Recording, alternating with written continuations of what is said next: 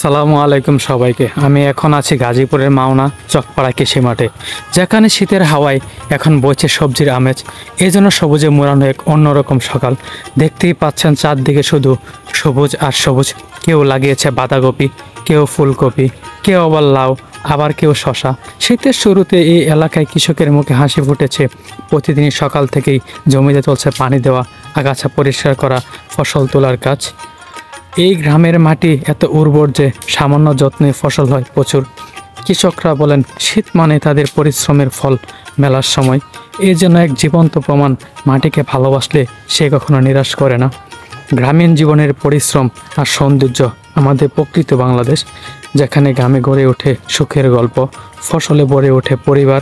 চকপাড়া কৃষকের ভাইদের সালাম, তোমাদেরই দেশের গর্ব। আমি তোমাদেরই ভাই। আবার দেখা হবে নতুন ভিডিওতে, গ্রামের গল্পে, মানুষের গল্পে। সবাই ভালো থাকুন।